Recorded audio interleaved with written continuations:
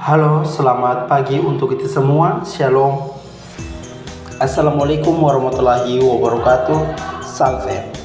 Baik, perkenalkan nama saya Ungki Alexander Tulasi, NIM 1420122036R, kelas keperawatan 22, Sekolah Tinggi Ilmu Kesehatan Nusantara Kupang. Baik, di video pembelajaran kali ini saya membawa penyuluhan mengenai kekerasan seksual. Pelecehan seksual adalah segala macam bentuk perilaku yang berkonotasi seksual yang dilakukan secara sepihak dan tidak dikehendaki oleh korbannya. Bentuknya dapat berupa ucapan, tulisan, simbol, isyarat, dan tindakan yang berkonotasi seksual.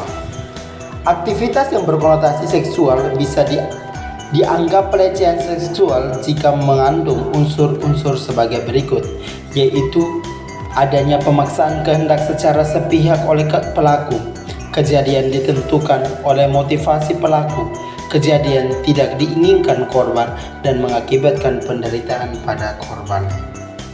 Dari beberapa definisi pelecehan seksual dapat disimpulkan bahwa pelecehan seksual adalah segala bentuk perilaku yang mengganggu orang lain, yang melanggar peraturan perundang-undangan berupa tindakan yang dilakukan seorang kepada orang lain dalam konteks seksual yang dilakukan secara sepihak atau tidak dikehendaki korbannya.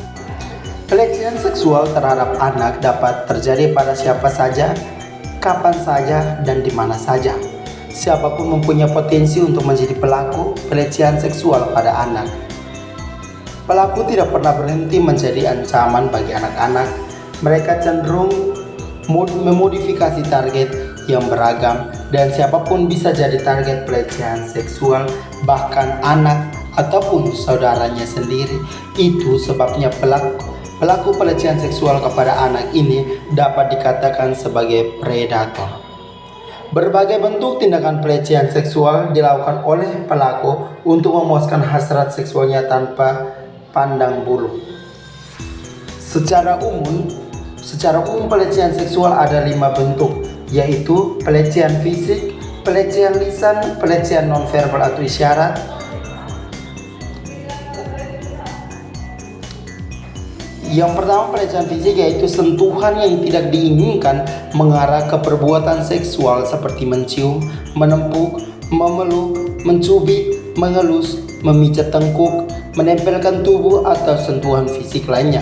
Pelecehan lisan yaitu ucapan verbal atau komentar yang tidak diinginkan tentang kehidupan pribadi atau bagian tubuh atau penampilan seorang, termasuk lelucon dan komentar bermuatan seksual. Pelecehan nonverbal atau isyarat yaitu bahasa tubuh atau gerakan tubuh bernada seksual, kerlinganan yang dilakukan berulang-ulang, menatap tubuh penuh nafsu, isyarat dengan jari tangan, menjilat bibir, atau lainnya. Membutuhkan penyelesaian masalah yang luar biasa pula agar pelecehan tersebut tidak lagi menjadi ancaman bagi anak-anak kita di masa depan. Pelecehan seksual bukan hanya menimbulkan luka fisik bagi korban, tapi ada luka yang lebih berbahaya dan lebih sakit dibandingkan luka fisik, yaitu luka psikis. Korban pelecehan seksual yang merupakan anak akan mengalami trauma yang menyebabkan timbulnya gejala-gejala psikis lainnya seperti depresi, rasa takut yang berlebihan, sulit bersosialisasi, sering murung dan melamun, dan menjadi pribadi yang tertutup. Atau bahkan risiko paling buruk adalah dia merasa tidak lagi berguna hidup di dunia ini sehingga memutuskan untuk mengakhiri hidupnya seperti membunuh diri.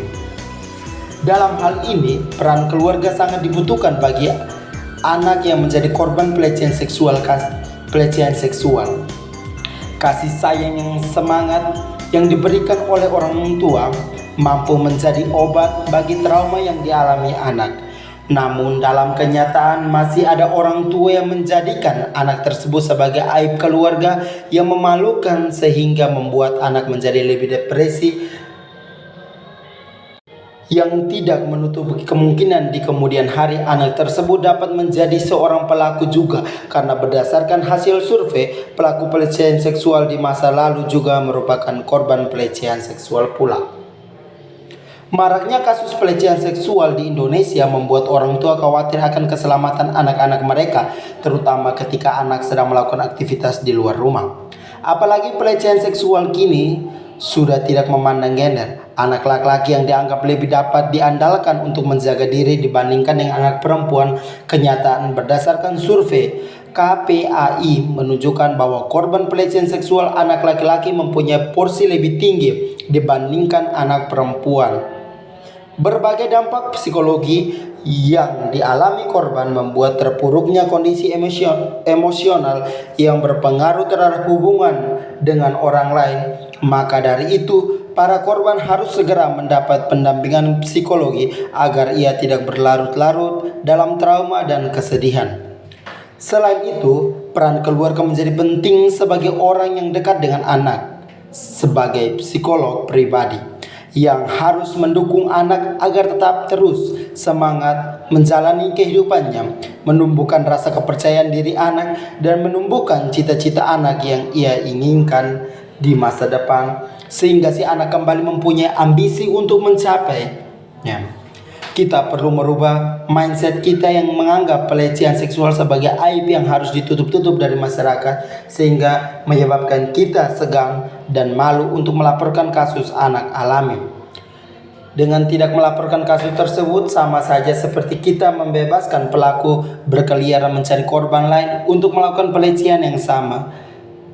Pemerintah juga perlu lebih mengedukasi masyarakat dengan memberikan informasi apa dan bagaimana bentuk pelecehan seksual pada anak, dan lebih penting adalah dengan melakukan penyadaran kepada masyarakat terkait upaya pencegahan agar tidak terjadi pelecehan seksual kepada anak.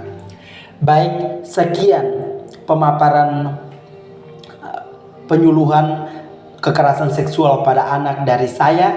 Mohon maaf bila ada kata dan salah, saya mohon dimaafkan. Sekian dan terima kasih. Salve. Shalom. Assalamualaikum warahmatullahi wabarakatuh. Selamat sore.